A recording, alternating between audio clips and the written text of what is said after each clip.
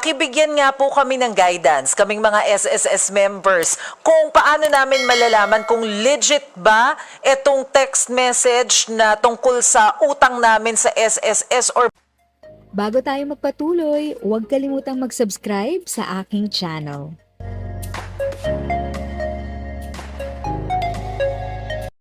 Thank you sa pag-click ng aking video. Good day po sa lahat ng mga nanonood. Sa mga bagong viewers at napadaan lang, by the way, I'm Tita Eda. Welcome to my channel. Ang channel na maghahatid sa iyo ng dagdag kaalaman tungkol sa government services, bagong mga balita at informative videos na galing sa legit na resources. Mag-subscribe na para updated ka. pakibigyan nga po kami ng guidance, kaming mga SSS members, kung paano namin malalaman kung legit ba itong text message na tungkol sa utang namin sa SSS or baka mamaya scam. Kasi ma'am, simula kaninang umaga parang nakakalimang text messages na ako na natatanggap na mga scammers. So dahil talamak na naman siya despite dun sa SIM card registration natin, hindi ko alam bakit ang dami-daming mga nangi-scam pa rin. Ano po yung aming kumbaga magiging guide to know na hindi, totoong galing sa SSS tong text message na to?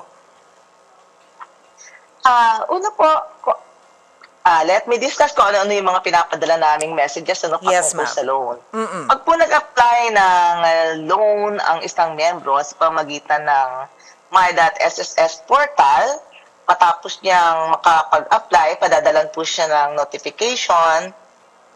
Through email lang naman yung notification na initial na successful yung application. Meron po kami ipadadalang reference number ng kanyang application.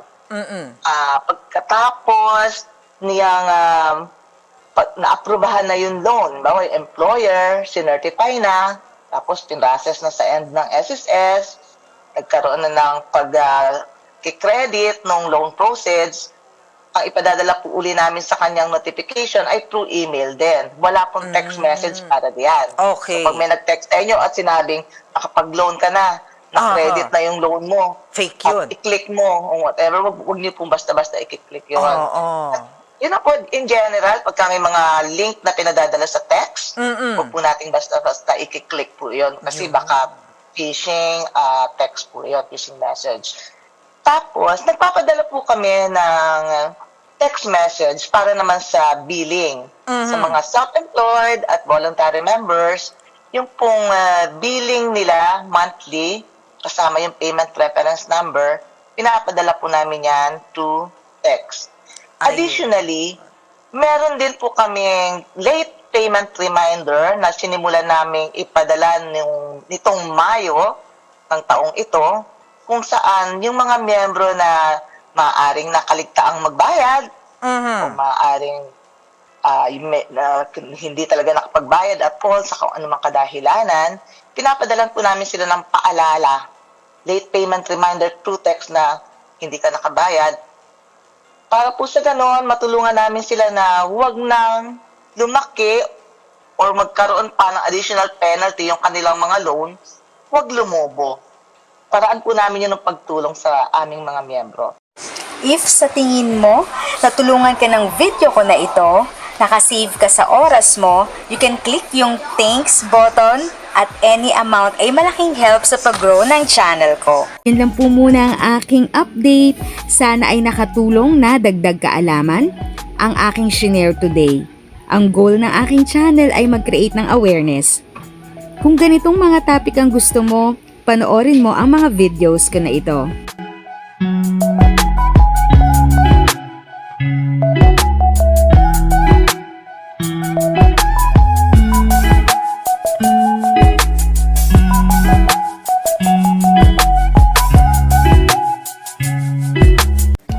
Thanks for watching! Kung may kapamilya, kaibigan o kakilala sa tingin mo ay magiging interesado sa video, please share or tag sila sa comment section.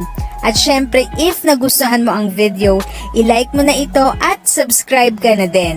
As always, feel free to write your questions, comments, and opinions respectfully. And continue to be a blessing and stay safe!